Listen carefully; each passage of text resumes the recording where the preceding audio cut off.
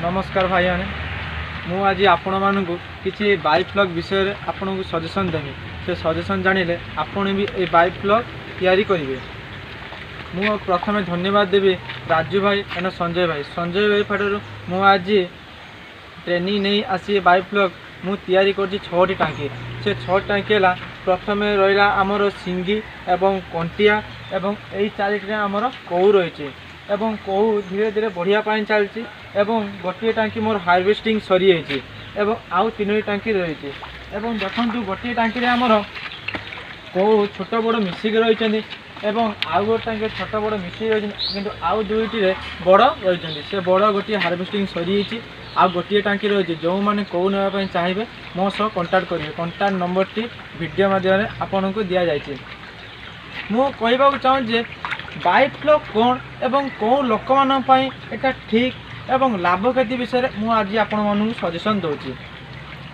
Bike blog आमर लोक मानकर किछि टंका खर्च करने पड़ता है एवं से टंका लोक मानकर उठी सारी पुणी लाभटी उठता है।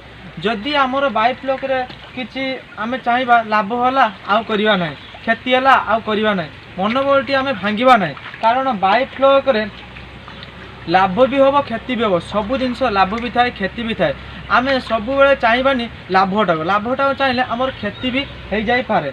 बाइक ब्लॉग कौ लोक माने आमर चाकरी सरी आमे अवसर लेचे आमे आसिक बाइक ब्लॉग 2 टांकी कि 3 टांकी कि 4 टांकी आमे तैयारी करी माछ छाड़ी पारिया एवं आउ बेकारी बुलुवा पिला माने कि लोक माने तांको पई भी यही उपायटी भल उपाय कौन ना बाइक ब्लॉग रे आमे गोटे टांकी 2 टांकी सेटअप कर सारे जतिक मात्रा पैसा खर्च होता है आउ माछ छाड़ी सारा पर 5 मास कि 6 मास भितर आमर हार्वेस्टिंग हुए। हार्वेस्टिंग कौन ना आमर बिक्री हुए। बिक्रीटा लोक माने समस्ते नापी चाहती कौन माछटी किपरि माछटी बड़ साइज कि छोट साइज लोक माने आग्रह करी यही माछ को किनी थांती।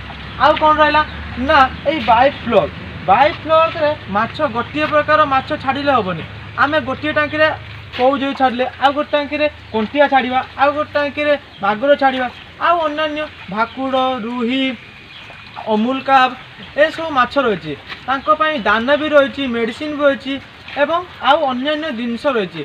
मु आपन को वीडियो माध्यम सब किसी जनमी यहीटा मोर फास्ट वीडियो मु आपन को वीडियो माध्यम सब जनमी। आ मो वीडियोटी आपन को भल लगे लाइक शेयर कमेंट सब्सक्राइब करिए। धन्यवाद नमस्कार।